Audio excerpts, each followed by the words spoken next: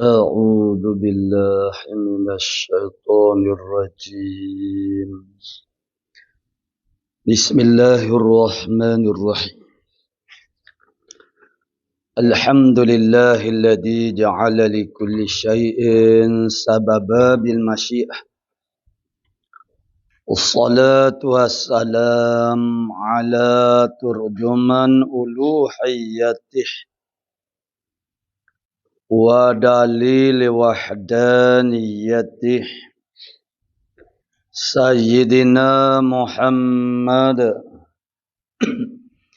المبعوث بباهر المعجزات لتأييد رسالته وتصديق هدايته وعلى آله وأصحابه وأتباعه أجمعين ولا حول ولا قوة إلا بالله العلي العظيم عدد كل حرف كتب ويكتب أبد الآبدين ودهر الداحرين. اللهم فقهنا في الدين وعلمنا التأويل. اللهم فقهنا في الدين وعلمنا التأويل. اللهم فقهنا في الدين وعلمنا التأويل. اللهم رب اشرح لي صدري ويسر لي أمري واحلل عقدة من لساني يفقهوا قولي. أما بعد فقال الشيخ المؤلف رحمه الله تعالى ونفعنا بعلومه في الدارين آمين يا رب العالمين. Seperti berbelah bulan bagi Nabi kita sallallahu alaihi wasallam dan bertutur kayu dan batu baginya dan terpancar air antara segala anak jarinya sallallahu alaihi wasallam. Qala muallifu rahimahullahu taala, seperti ini misal contoh kepada mukjizat yang berlaku kepada para rasul. Jadi mukjizat yang berlaku kepada para rasul itu sebagai Allah Taala membenarkan ataupun li ta'yid risalatihim. Allah Taala nak ta'yidkan, ta'yid menguatkan, maksudnya pada pandangan manusia, bukan di sisi Allah Subhanahu Wa Taala. Di sisi Allah Subhanahu Wa Taala memang Allah Taala yang melantik mereka menjadi rasul supaya manusia lebih meyakini dan orang panggil menjadi satu, orang panggil petanda lah. Petanda, pengecam, pengenal pasti bahawasanya ya sungguh orang ini adalah rasul. Yang mana apabila berlaku mukjizat kepada para rasul ini, seolah-olahnya dia panggil menempati firman Allah Subhanahu Wa Taala, sadaqa abdi, telah benarlah oleh hamba. Bila berlaku misalnya kita katakan unta keluar daripada batu, bagi Nabi Saleh misalnya. Jadi itu Allah Taala membenarkan kerasulannya dengan bahawa Allah Taala memberi alamat kepada manusia. Ini adalah rasul yang sebenar. Jadi contoh mukjizat itu perkara yang mencarikan adat. Mencarikan adat maksudnya yang luar biasa, di luar daripada kebiasaan. Jadi seperti berbelah bulan bagi Nabi kita Muhammad sallallahu alaihi wasallam. Mukjizat bagi Nabi kita Muhammad sallallahu alaihi wasallam itu sangat banyak. Tidak sebagaimana rasul-rasul yang lain yang itu ada mahsur ni tersakatlah. Berbelah bulan bagi Nabi kita Muhammad sallallahu alaihi wasallam. Jadi berbelah bulan ini salah satu daripada versinya. Ialah sebagaimana yang saya ceritakan kemarin peristiwa Habib bin Malik Raja Syam pada masa itu yang datang menemui pembesar-pembesar Mekah. Dan ketika saya menceritakan kemarin bahawasanya Habib bin Malik selesai urusannya dengan ini satu versi, salah satu daripada versi, dan versi ini ada di dalam kitab Durratun Nasihin. Yang ada di dalam kitab Durratun Nasihin. Jadi saya sandarkan kepada kitab Durratun Nasihin. Itu yang ada tercatat di dalam kitab Durratun Nasihin. Habib bin Malik ni Raja Syam. Dia datang ke Mekah. Jadi dia disambut oleh pembesar Mekah kerana dia datang tu dengan 12,000 orang tentera berkuda.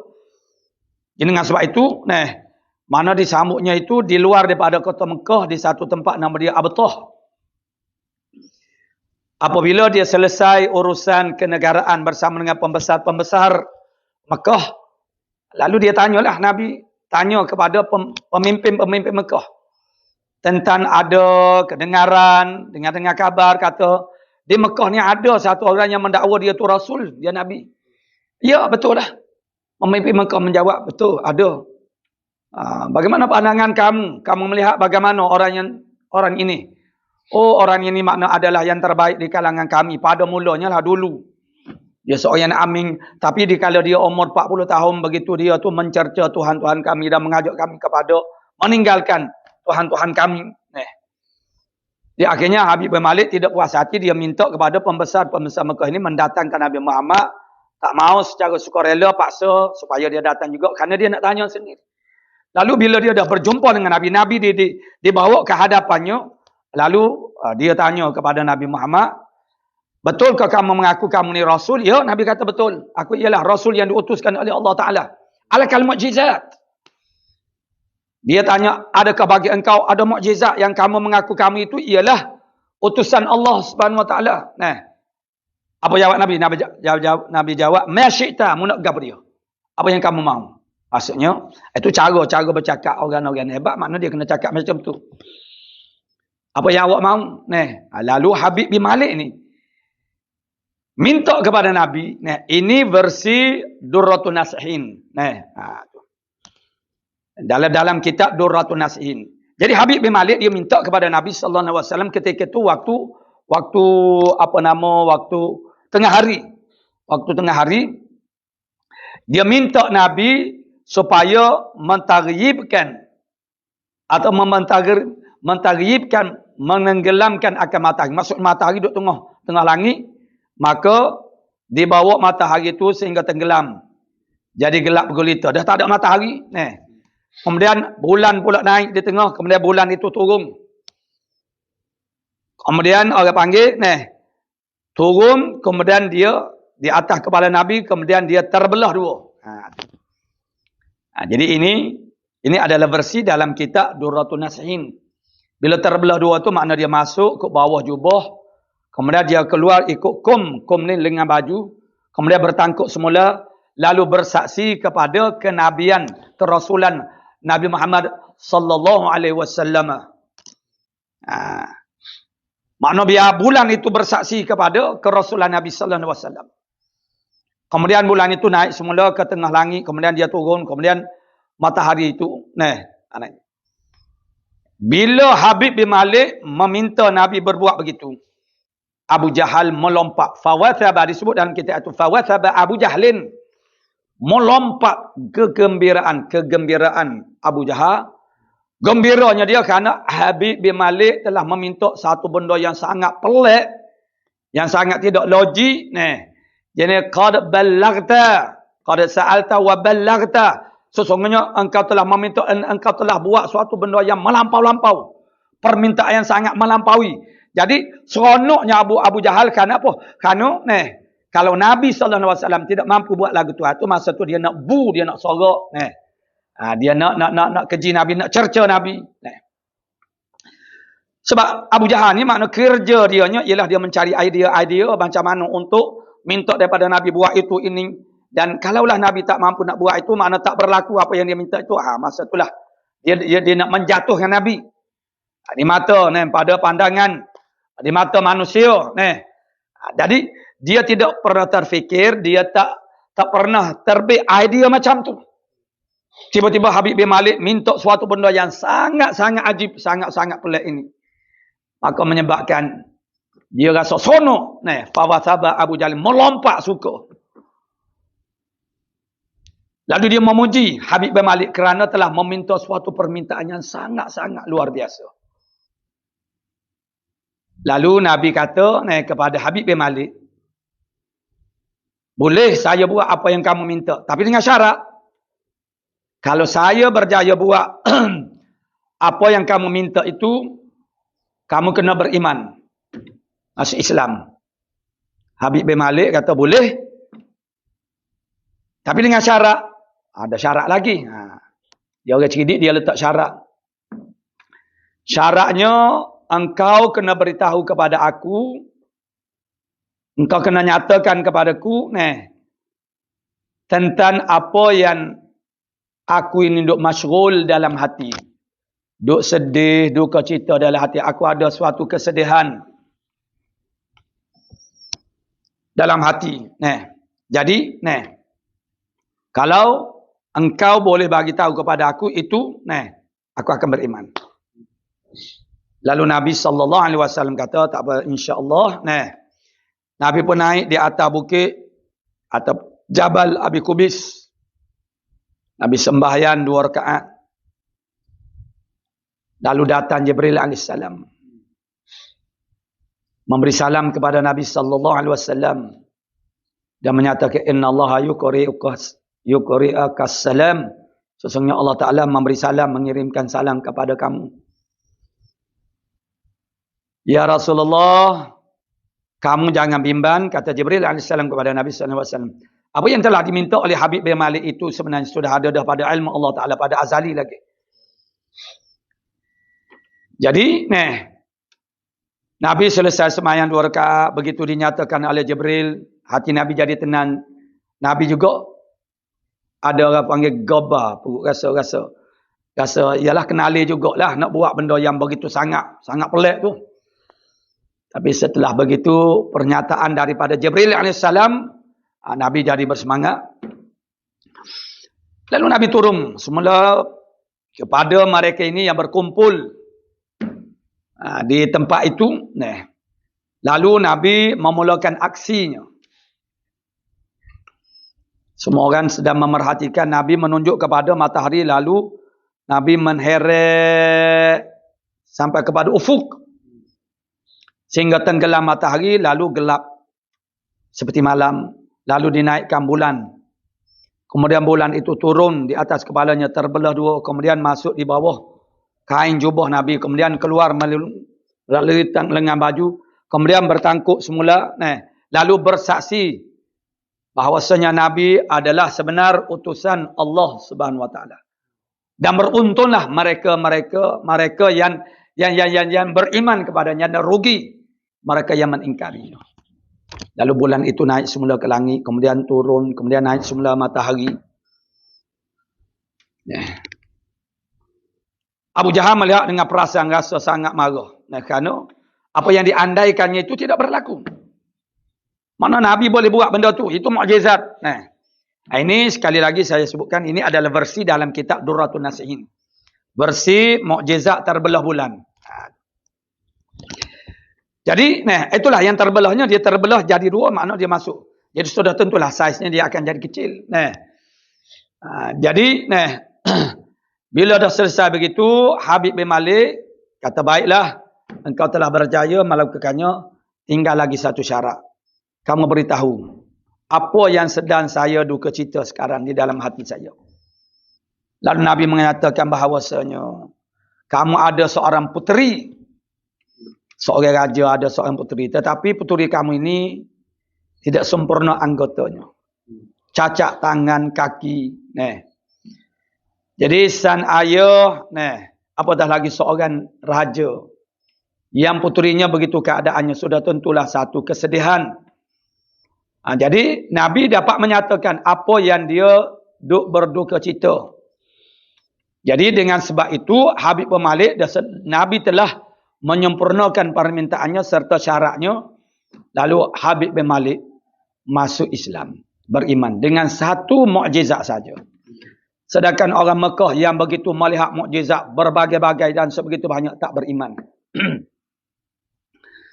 Kerana Habib bin Malik beragama dengan agama Nasara. Kerana dia faham Rasul itu ada mukjizat.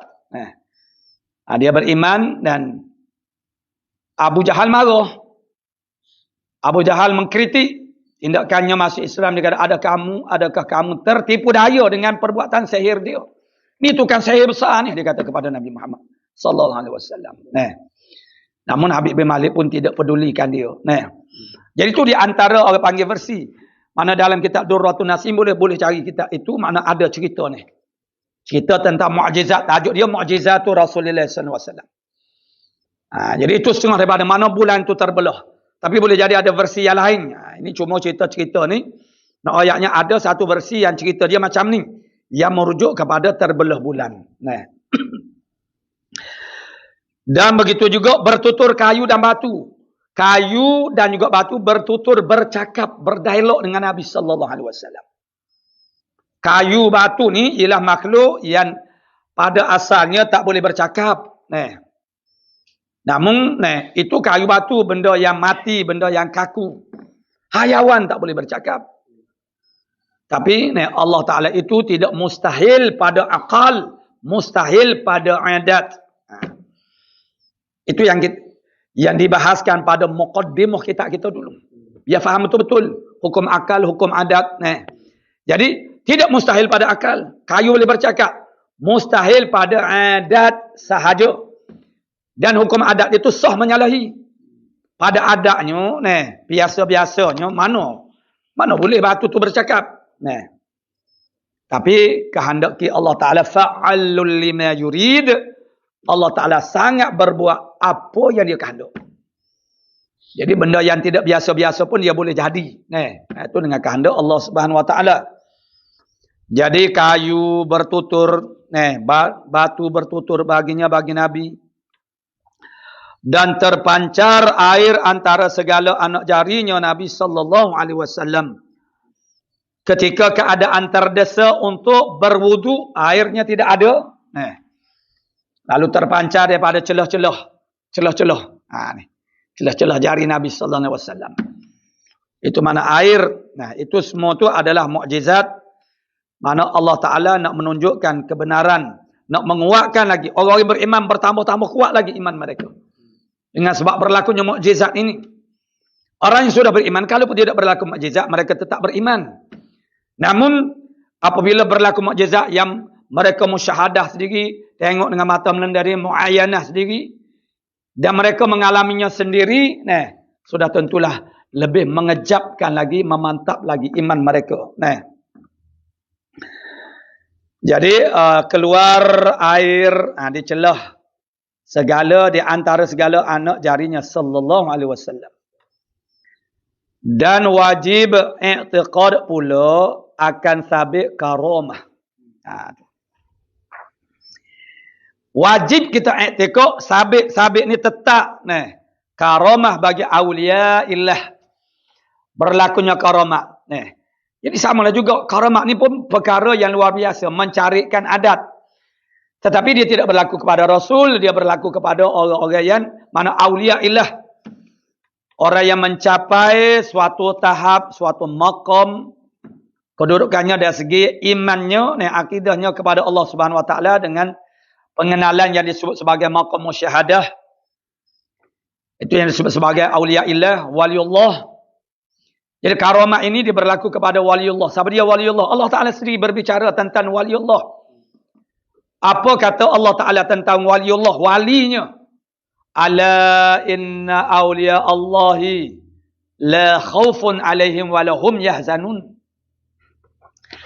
Ketahui alimah bahawasanya waliullah itu ialah mereka yang tidak ada rasa bimbang, takut tentang perkara-perkara yang mendatang, yang akan berlaku.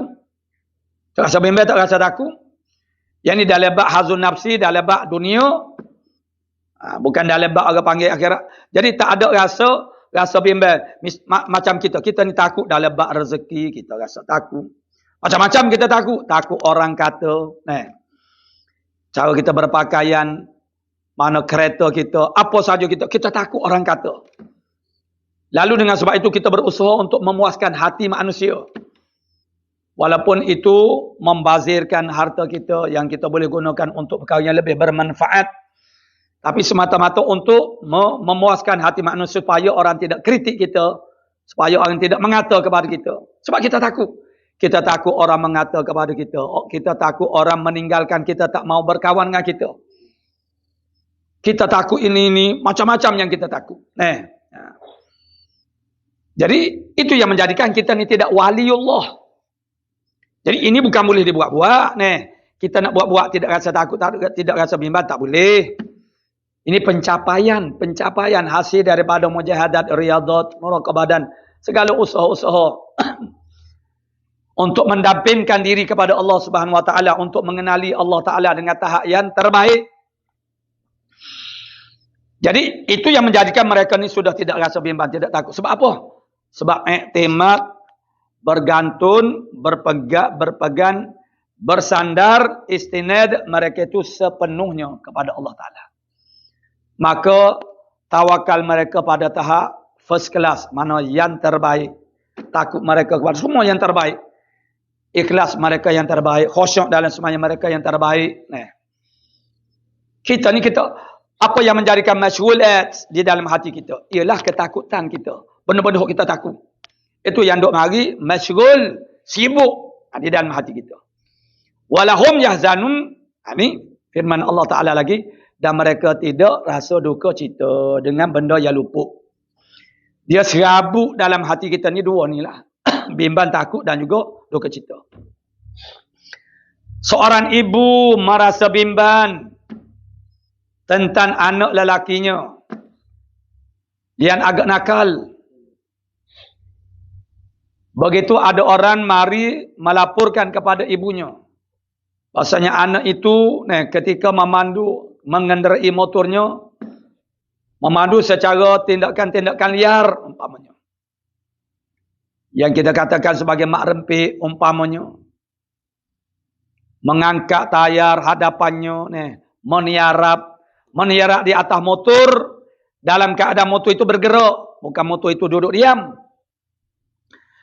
Jadi seorang ibu ini apabila ada orang melaporkan begitu kepadanya, dia rasa sangat bimbang dengan tingkah anaknya itu. Bimbang takut aksiden lah maksudnya. Setiap kali anaknya keluar daripada rumah, dia rasa bimbang. Apabila anaknya preh motor, orang panggil. Jadi satu masa, orang mari bagi tahu kepadanya bahasanya anak dia sudah berada di hospital, aksiden. Pada masa itu, rasa takut, rasa bimbang itu akan hilang. Yang menggantikannya ialah rasa duka cita, rasa kecewa. Kecewanya ibu. Anak tak mau dengar kata ibu. Lalu berlakulah apa yang dibimbangi berlaku, sudah berlaku. Jadi, tidak ada lagi kerisauan, kebimbangan. Tetapi, yang adanya ialah kecewa, fras, duka cita. Dengan sikap anak tak mau dengar kata. Yang akhirnya akibatnya itu. Begitu juga anak yang akan menduduki peperiksaan SPM katakanlah. Begitu anaknya rileks memanjang. Tidak ada study-studinya. Sehingga menjelang peperiksaan itu sebulan lagi. Peperiksaan SPM. Masih lagi rileks, santai. Yang namanya ibu itu rasa sangat bimbang. Macam manalah. Aban, tidakkah SPM itu 2 minggu lagi? Ya. Ya mak, dia kata. Apa nak dikisahkan mak? Maksudnya begitulah. Hero tak bergaduh. Itu kata-kata ni cakap orang Kelantan. Tak bergaduh. Tidak bergaduh ni makna tidak bersegera. Hero ni makna dia tak perlu bersegera. Itu dia panggil istilah orang Kelantan, dia panggil hero tak bergaduh. Bergaduh tu bukan berbala, bergaduh tu maksudnya bersegera. 2 minggu lagi nak periksa, nak menempuhi peperiksaan SPM, dia boleh kata tak apa, hero tidak perlu bersegera. Jadi lagi-lagilah ibu saat ini merasa sangat bimbang. Dan akhirnya ketika dah sampai masanya peperiksaan itu tak ada apalah. Bimbang. Sehingga keluar riza. Keluar rizaknya, tepuk dah memanglah sudah dijangkakan. Sebelum tu bimbang, runsing, takut. Bila dah memang dah keluar rizak, memang apa yang dijangkakan, itulah. Maka duka cita. Duka citanya, ibunya, tak cakap, mengepek, kata orang. Tapi anak tak mau bertindak. Jadi kebimbang. Dan habis satu cerita, dia akan timbul cerita lain pula. Habis satu babak, timbul babak yang lain pula. Maka dalam kehidupan kita tidak akan sunyi daripada bimbang, takut, risau. Dan apabila benda yang kita tak ingini berlaku, telah berlaku. Apabila benda yang kita mahukan, kita terlepas peluangnya. Apabila kita menerima, ditimpa musibah, maka kita duka cita, kita feras, kita kecewa. Seorang waliullah itu dia tidak ada hal yang sebegini. Walaupun mereka ditimpa musibah, bala yang besar macam mana sekalipun, mereka tidak duka cita, tidak feras, tidak kecewa, dan mereka tidak rasa bimbang tentang masalah rezeki, tentang masalah manusia suka tak suka kepada mereka. Mereka nak pakai apa pun mereka tak kisah, orang nak mengata pun katalah, tak apa. Mereka tak marah. Mereka tidak marah kalau orang membenci mereka, orang mengata kepada mereka, orang buat jahat. Mereka tak marah. Itu wali. Jadi secara teorinya begitu mudah. Tapi bukan mudah. Kita nak jadi orang yang begitu. Dan sekali lagi dalam hadis kudusi, Allah Ta'ala berbicara tentang walinya. Dan hadis yang ke-38. Ini pengenalan kepada awliya illah. Kerana ini pun satu benda yang menjadi tempat kekeliruan manusia yang ramai, orang awam. Yang kita ini mengatakan si anu tu waliullah. Padahal dia tidak menepati dengan ciri-ciri yang dinyatakan oleh Allah, oleh Rasul, oleh para alim ulama. Hadis yang ke-38, Matan Arba'in Nawawiyah. Itulah kitab hadis 40 Imam Nawawi. Hadis yang ke-38. Itu hadis tentang, hadis ini ialah bukan dia hadis kudusi. Di hadis ini ada hadis Nabawi, ada hadis kudusi atau hadis Rabbani. Jadi hadis kudusi ini maknanya firman Allah Ta'ala. Lafaznya daripada maknanya daripada Allah Subhanahu Wa Ta'ala. Jadi firman Allah Ta'ala, mana Nabi meriwayatkan daripada Allah Subhanahu Wa Ta'ala. Allah Ta'ala berfirman, "Man adali waliyan faqad adzantuhu bil harb."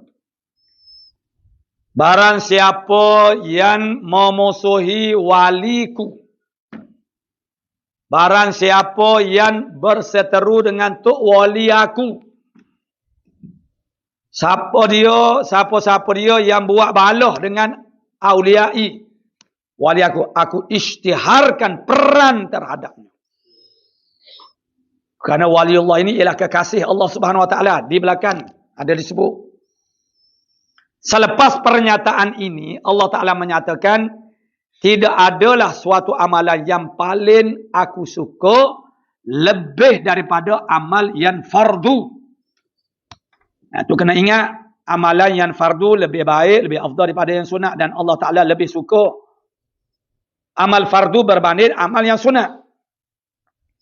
Kemudian Allah Ta'ala menyatakan, la yazalu abdi yataqarrabu ilayya bin nawafil. Sentiasalah hamba aku setelah menyempurnakan yang wajib, yang fardu, sentiasalah hambaku melakukan ibadat-ibadat yang sunat, nawafil, hatta uhibbah, sehingga aku kasih akan dia. Maksudnya dia melakukan amal-amal sunat yang begitu banyak sehingga mana? Sehingga Allah Ta'ala kasih kepada, jatuh cinta kepada dia. Itu waliullah. Fa'idha ahbabtuhu, apabila aku cinta, aku kasih kepadanya, kuntu basarahu alladhi yubsiru bih. Nescaya aku jadi penglihatannya yang ia melihat dengannya. Wa sam'ahu alladhi yasma'u bih. Aku jadi sama'nya, sama' maknanya pendengarannya yang dia mendengarnya. Aku jadi tangannya, wa yadahu, aku jadi tangannya yang ia menampar dengannya, alladhi yabtishu bih. Aku menjadi rijilnya, kakinya yang dia berjalan dengannya. Apa maksud Allah Ta'ala menjadi pelihatannya, maksudnya Allah Ta'ala memimpin secara direct, secara langsung. Matanya, telinganya. Sehingga semua anggota-anggota ini menjadi mustaqim. Mana betul dengan perintah Allah Subhanahu Wa Ta'ala.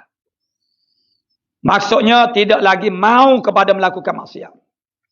Karena Allah Ta'ala sendiri yang membimbing anggota-anggota ini. Maksudnya Allah Ta'ala pelihara anggota mereka itu daripada mengerjakan kemaksiatan. Itu yang dikatakan waliullah. Kekasih dan mereka ini adalah kekasih Allah Ta'ala. Sebab Allah Ta'ala sebut hatta uhibbah fa'idha ahbabtuhu. Jadi bagi san wali ini ialah kekasih Allah Ta'ala. Allah Ta'ala memuliakan mereka. Allah Ta'ala bagi kepada mereka namanya ialah karamat. Karamah ni maksud dia kemuliaan. Allah Ta'ala memuliakan mereka kerana usaha gigih mereka berjuang habis-habisan untuk menjadi kekasihnya, kekasih Allah Subhanahu Wa Ta'ala, yang mereka itu menempuhi jalan yang sangat sukar, segala kesulitan, kepayahan, yang akhirnya mereka dapat mencapai suatu kedudukan maqam dari segi akidahnya, dengan maqam musyahadah mengenali Allah Ta'ala bukan lagi berdasarkan kepada barohin. Barohin maksudnya burhan-burhan, dalil-dalil kejadian alam ini, tidak lagi. Tapi dengan penyucian hati itu akhirnya Allah Ta'ala memberikan anugerah untuk dapat merasai kewujudan Allah Ta'ala dan juga segala sifat-sifat Allah Ta'ala. Jadi itu dia panggil maqam musyahadah, pencapaian dalam bab ma'rifatullah. Jadi seorang wali itu Allah Ta'ala berikan kepadanya. Wajib kita iktikad bahasanya adanya karamah bagi wali, bagi awliya illah. Seperti yang berlaku kepada para wali Allah yang di dalam kitab pun ada cerita. Ataupun biasanya kalau di Nusantara kita ini, cerita-cerita keramat yang berlaku secara bersambung mulut diceritakan. Diambil daripada orang yang musyahadah, yang melihat dengan mata lendir, mata kepala pada zamannya, pada tempatnya, yang berlaku kepada san wali tadi. Kemudian diceritakan kepada orang, kemudian begitulah bersambung mulut sampai kepada kita. Ada yang dicatatkan, ada tidak dicatatkan. Yang diingati disimpan dalam dada, ada yang dicatatkan dalam buku-buku. Jadi banyaklah para awliya ilah seperti kebanyakan daripada ulama, para a'immatul muslimin, imam-imam, yakni pemimpin-pemimpin agama. Para imam seperti Imam Syafi'i, Imam Nawawi, Syekh Ibn Hajar, mana banyak lagi. Mereka ini adalah min awliya illah dan berlaku orang panggil mukjizat. Para sahabat pun berlaku. Seperti Sayyidina Umar radhiyallahu an. Satu masa yang menunjukkan dia adalah min awliya illah. Cuma para sahabat ini tidak di-highlightkan mereka itu sebagai wali. Kerana pangkat sahabat itu, mereka juga tidak disebut ulama. Bahkan mereka lebih pada apa lagi ulamanya. Tapi mereka tidak di-highlightkan. Mana Sayyidina Umar, Sayyidina Abu Bakar, Sayyidina Ali. Tidak dikata Sayyidina Ali antaranya. Yang paling advance dari segi ilmunya. Tidak dipanggil dia sebagai ulama. Kerana sahabat itu sudah mengatasi. Sahabat Nabi sallallahu alaihi wasallam. Pangkat sahabat itu sudah mengatasi. Walaupun ada juga sahabat-sahabat yang tidak ulama. Ada sahabat-sahabat yang tidak ulama. Tapi ramai dari kalangan mereka itu ulama tapi tidak disebut sebagai ulama. Al-alim al-alamah Syekh Ali, tak ada sebut Sayyidina Ali. Kerana sayyidnya dan juga sahabatnya, pangkat sahabat itu dah tinggi lebih daripada segalanya. Sayyidina Umar radhiyallahu an, pada satu masa dia berkhutbah. Satu masa dia berkhutbah, beliau berkhutbah. Dalam masa dia berkhutbah itu tiba-tiba dia melaungkan suatu perkataan, Al-jabal, al-jabal, al-jabal, al-jabala, al-jabala, al-jabal. Maksudnya naik atas bukit, naik atas bukit, naik atas bukit. Makmum yang mendengar khutbahnya rasa pelik, rasa ajib, rasa hairan. Apakah hal ini? Makna Sayyidina Umar ni duduk tengah berkhutbah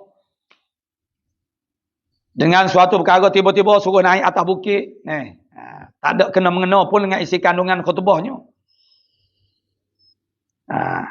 Jadi perkataan Sayyidina Umar ini didengari oleh, pada masa yang sama, ada sebahagian daripada sahabat itu ialah pergi berperan. Jadi tentera berada di medan peran itu mendengar perkataan Sayyidina Umar naik di atas bukit. Mereka mereka kenal suara Sayyidina Umar. Lalu lantas mereka cepat-cepat naik di atas bukit. Dengan sebab mereka naik atas bukit itu, maka terselamat mereka daripada ambush oleh musuh. Lalu ketika mereka pulang, mereka menyatakan hal ini, mereka dengar. Itu adalah mukjizat, mana karamat. Menunjukkan bahasanya Sayyidina Umar ini adalah waliullah. Dan sabitnya karamat ini ialah dengan Al-Quran, dalil Al-Quran. Berlakunya karamat ini sabit dengan Al-Quran. Sebab tu wajib kita kena i'tikad. Berlakunya karamah ini kepada awliya illah. Mana? Iaitulah angka nombor berapa? Nombor 2. Angka nombor 2 kita tengok di atas. Qauluhu sabit karamah bagi awliya. Dan setengah daripada dalil atas nubuwah. Nubuwah karamah itu barang yang tersebut di dalam Quran pada kisah Sayyidatina Maryam dan Nabi Zakaria alaihissalam. Intah mu'alifu. Mana? Nabi Zakaria alaihissalam dia masuk di dalam mihrab Siti Maryam. Bilik Siti Maryam. Siti Maryam ni dia tak pernah berjumpa dengan orang laki-laki, melainkan Nabi Zakaria yang menjaga dia. Makan minumnya disediakan dan dibawa oleh Nabi Zakaria. Tidak ada orang yang menemui dia. Sebab Siti Maryam ni mak dianya pernah bernazar semasa dia mengandung, apabila lahir anak itu dia nak jadikan sebagai muharraran, dimerdekakan, maksud dia tu khidmat kepada masjid lah kita katakan. Apabila dia melahirkan anak, dia dapat anak perempuan. Bila dia bernazarkan untuk menjadikan anak dia itu ialah khadim, tukang khidmat kepada tempat ibadah, bermakna anak yang laki-laki. Takkanlah anak perempuan untuk khidmat kepada masjid. Lalu apabila beliau yang mak kepada Siti Maryam melahirkan Siti Maryam, lalu mak Siti Maryam mengadu kepada Allah Ta'ala, inni wada'tuha untha. Tuhan, aku melahirkan anakku ini ialah perempuan. Sebab apa? Dengan suatu nada rasa terkilat. Bukan tak puas hati apa, tapi kerana dia sudah bernazar nak jadikan khadim. Sepatutnya muharraran tu maksudnya yang dimerdekakan, mana laki-laki. Tapi dapat perempuan. Allah Ta'ala kata, tahu dah. Tak rayak pun aku tahu. Jadi akhirnya nazar itu tetap diteruskan walaupun perempuan dah. Maka begitulah keadaan Siti Maryam. Dijagai oleh Nabi Zakaria alaihissalam. Makan minumnya dibawa oleh Nabi Zakaria. Tiba-tiba satu hari, Nabi Zakaria masuk ke dalam mihrab, yakni bilik Siti Maryam. Nabi Zakaria, baginda Nabi Zakaria melihat ada buah-buah Yang bukan dia yang membawa buah-buah itu. Jadi dia tahu. Kemudian buah itu adalah di luar musim pula dah. Lalu Nabi Zakaria tanya kepada Siti Mana, "Anna laki hadza?" Weh, dia kata, "Mu ambil mana ni buah ni? Ni bukan musim dia ni buah ni. Pah aku pun tak ada bawa mari. Yang membawa datang kepada kamu ni aku sorang aja, ni. Siapa dia ada bawa mari ke mana? Tak ada. Ni. Tak ada, ni. Ini semua adalah rezeki daripada Allah Taala. Rezeki daripada Allah Subhanahu Wa Taala. Itu dia panggil karamah. Bermakna Siti Maria ni adalah waliyah. Waliyah ni Tok Wali Tino. Wali perempuan. Jadi kalau wali perempuan kita panggil waliyah. Wali laki-laki, wali. Jadi yang jadi wali ini bukan orang laki-laki saja, orang perempuan pun boleh jadi wali. Nah. Jadi kalau dia itu termasuk dalam kategori yang Allah Taala sebut la khaufun alaihim wa lahum yahzanun. Jadi itu yang sabit di dalam Quran. Maka bila sabit begitu bermakna sabit lah, makna itu yang dinamakan sebagai karamah. Mana karamah wajib kita iktikad pula akan sabit karamah bagi aulia pada ketika hidup dan kemudian daripada mati. Sama ada ketika hidup ataupun mati mereka itu. Ketika hidup kita ambil contoh. Contoh dia di antara karamah dia ada di sana, himpunan-himpunan karamah yang popular lah dia panggil. Ya, karamah ini ada yang berlaku sekarang di dunia dan berlaku di akhirat kelak. Jadi yang berlaku di dunia dalam bentuk mencarikan adat luar biasa. Seperti berjalan di atas air, bersela di udara. Dan juga di antara yang popular karamah daripada para wali ini ialah at-tayyu dia panggil. At-tayyu. Tayyu ni maksudnya lipat bumi. Lipat bumi ni seolah-olahnya makna bumi itu berlipat. Maksudnya dengan satu langkahnya seorang wali ini dia dapat mencapai jarak yang sangat jauh. Misalnya seorang wali itu berada di Malaysia. Dia melangkah satu langkah dia sampai ke Mekah. Ini berlaku. Ada cerita yang bersambung mulut yang berlaku kepada Aulia Illah. Orang Malaysia yang berada pada zaman dahulu pergi ke Mekah kapal dengan kapal laut. Orang yang berada di Mekah pada masa itu melihat San Wali ini dan mengenali San Wali ini. Ketika yang berada di Mekah mengerjakan haji itu kembali ke tanah air, beliau menceritakan dia nampak San Wali itu. Sedangkan orang di kampungnya juga melihat San Wali. Kerana San Wali itu dia pergi dengan satu langkah, kemudian dia balik dengan masa yang terdekat. Sedangkan masa itu, kalau zaman sekarang pun 8 jam, 9 jam. Dan sudah tentu pergi, bukannya balik selalu, tentu dia buat haji, buat umrah. Sekurang-kurang seminggu. Ini dalam hari yang sama, dalam minggu yang sama. Ada yang melihatnya di Mekah, ada yang melihat bukan tubuh dia tu ada dalam masa yang sama, tapi dalam masa yang sangat sekejap. Dia berpindah. Sebab apa? Sebab satu langkah dia sampai ke. Itu dia panggil tayyun. At-tayyu. Tayyu ni bukan tayyul. Mana at-tayyu. Lipat bumi. Tayyu. Tayyu makna lipat. Lipat ke angin. Seolah-olahnya benda tu tidak. Seolah-olahnya bumi ni dilipat macam kapet. Macam kapet masjid yang begitu panjang. Ni challenge. Budak-budak challenge. Dia main challenge lah budak sekarang. Challenge, prank. Itulah kerjaan budak-budak sekarang. Kalau kamu dapat melangkah kapek ini daripada hujung ini sampai ke hujung sana, saya akan beri kepada awak RM100. Siapa-siapa dia boleh. Jadi setiap orang ni budak-budak ni dia tak sempat berfikir. Lalu dia pun cuba lari daripada jauh lagi. Dia melompat. Oh, tentu tak sampai. Seorang demi seorang tak sampai.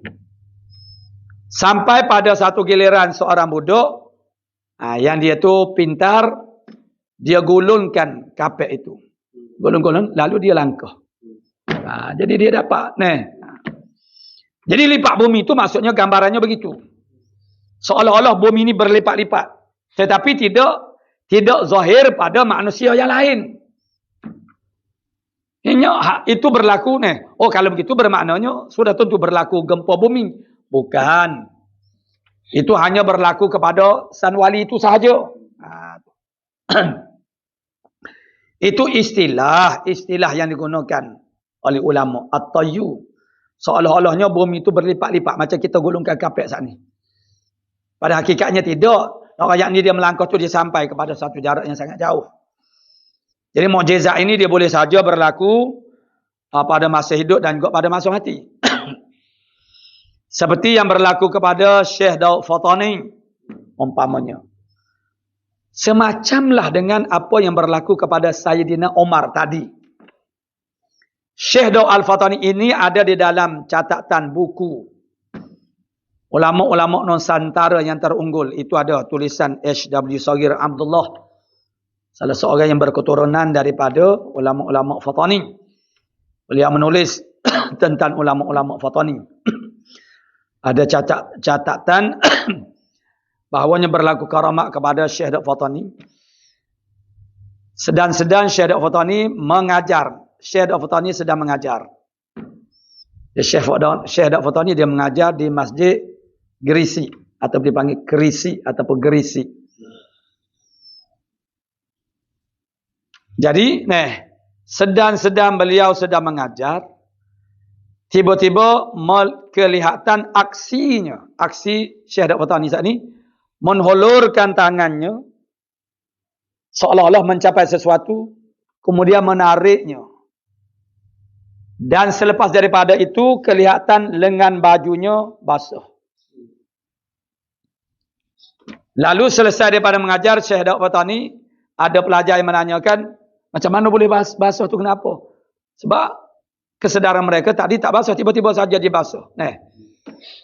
Dan Syekh Daud Fatani mempelawat untuk merasakan basahnya. Dan dikecatnya masin, mana air laut. Basah. Yang mana ketika berlaku aksi Syekh Daud Fatani itu, ada seorang hamba Allah Ta'ala yang ketika itu lemas di dalam air. Lalu beliau, jadi orang yang begini maksud dia ada hubungan lah dengan Syekh Daud Fatani. Macam kita dengan Nabi lah, untuk mendapat syafaat daripada Nabi, dapat minum air daripada kolam Nabi, kita kena ada hubungan dengan Nabi. Kalau kita tidak ada hubungan Nabi Sallallahu Alaihi Wasallam, tak boleh punya.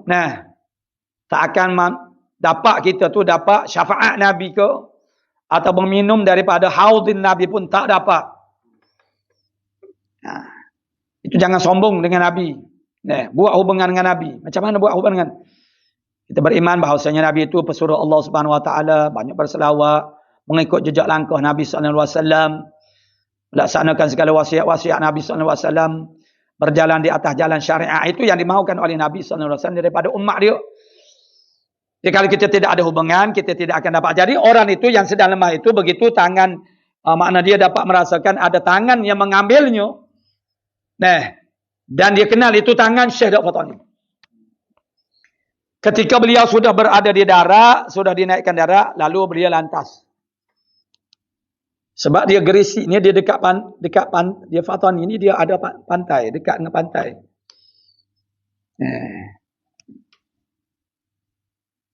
Sebab tu nama dia Pataning. Mana di pantai ini. Jadi Pataning.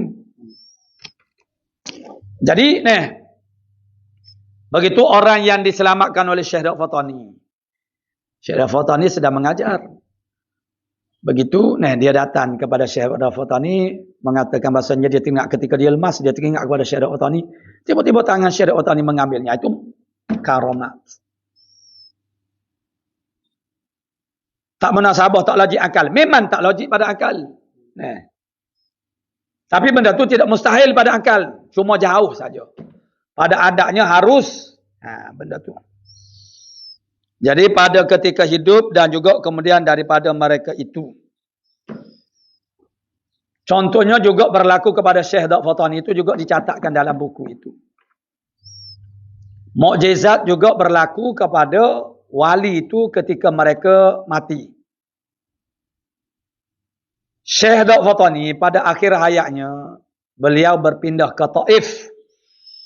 Taif ini daripada Mekah, sama ada sampai 2 marhalah ataupun sampai tak sampai itu, begitu ada pertikaian. Maksudnya jauh. Dan jalannya, saya pernah pergi kepadanya dengan melalui 2 jalan. Satu jalan berbukit-bukau lebih daripada jalan Gerik lagi. Berbukit-bukau dan kona patahnya. Maka bas tidak lalu jalan itu. Sebab tidak sempat nak ambil saik untuk nak kona. Kita pergi dengan kereta. Tetapi seperti baru-baru ini, bulan puasa baru ini, kita pergi dengan bas, kita tak merasakan bengkak-bengkok jalannya. Bermakna jalan lain. Dibayangkan Nabi bersama dengan Zaid bin Harithah pergi ke Taif. Naik bukit, turun macam. Sampai-sampai disambut dengan anak batu. Cuba kita bayangkan. Mana begitu dengan segala keletihan, kepenatan tubuh badan, fikiran dan perasaan jadi letih. Dengan sebab tindakan yang sebegitu. Kenapa begitu sangat biadab? Kalau tidak benarkan masuk, nyatakan sahaja. Mengapa diperlakukan begitu? Jadi, Syekh Daud Fatani, bila akhirnya beliau tu maksudnya dia adalah sebab dia. Jadi dia bermustautin di Taif sehingga wafat, mana mati. Dan ketika suatu masa kerajaan Saudi yang berfaham Wahabi, yang mereka memerangi masalah orang panggil kubur-kubur ini. Karena katanya khurafat, puja kubur. Yalah yang puja tu puja lah, yang tidak. Anda ziarah. Lalu mereka telah mengenal pasti kubur-kubur ulama untuk dibongkar di Taif. Pada malam ini mana Syekh Daud Fatani sudah meninggal dunia di Taif, ditanam, dikuburkan di Taif. Pada malamnya yang keesokan hari, tentera Wahabi ini akan membongkarkan kubur Syekh Daud Fatani ini, cucu saudara kepada Syekh Daud Fatani. Itulah Syekh Ismail Ad-Daudi yang dibangsakan pada Syekh Daud Fatani. Itulah pengarang kitab Matla'il Badrain, yang juga digelarkan dia sebagai Syekh Nikmat Kecil, Nikmat Saghir. Cucu saudara bagi Syekh Daud Fatani. Jadi cucu saudara bagi Syekh Daud Fatani, pengarang kitab Matla'il Badrain ini, dia bermimpi. Ini ada ceritanya dalam buku tu. Saya ambil daripada buku. Dia bermimpi bahawasanya kubur Syekh Daud Fatani akan dibongkar. Jadi Syekh Fatani itu biasalah orang hidup dia bermimpi berjumpa dengan orang mati. Orang mati itu dalam keadaan hidup lah. Dalam mimpi itu Syekh Daud Fatani meminta kepada cucu saudaranya Syekh Nikmat Kecil untuk mengalihkan jasad tubuh badannya ke tempat yang lain yang tidak disangkakan oleh tentera tadi. Lalu sedar daripada tidurnya, lantas Syekh Nikmat Kecil ini bergegas pergi ke Taif dan menggalikan kubur nindanya. Ninda bukan ninda saudara. Tok saudara. Kerana dia tu ialah cucu saudara. Dia gali kubur tok saudara dia sehingga sampai kepada tubuh mayatnya. Walaupun sudah sekian lama Syekh Daud Fatani telah meninggal dunia, tubuh badan Syekh Daud Fatani tidak repuk. Masih segar seumpama orang yang baru mati. Allah Ta'ala jaga tubuh dia, tidak merepuk, tidak binasa. Itu adalah karamat. Itu dia panggil karamat yang berlaku selepas daripada mati. Sabit. Karamat itu berlaku semasa hidup dan juga semasa mati. Karamat ni makna kemuliaan-kemuliaan yang Allah Ta'ala nak beri kepada mereka. Qala mu'allifu rahimahullahu ta'ala dan iaitu pekerjaan yang mencarikan adat ila akhir wallah subhanahu wa ta'ala a'lamu bis-sawab. A'udzu billahi minasyaitonir rajim. Bismillahirrahmanirrahim. Alhamdulillahi rabbil alamin. Wassalatu wassalam ala asyrafil anbiya'i wal mursalin wa ala alihi wa sahbihi ajma'in. Allahumma taqabbal minna innaka antas sami'un alim. Wa tub alaina ya maulana innaka antat tawwabur rahim. Allahumma inna nas'aluka al-ilma wa inabatal mukhbitin wa syukra as-sabirin wa tabatas siddiqin wa sallallahu alaihi wasallam Muhammad wa ala alihi wasallam. Walhamdulillah.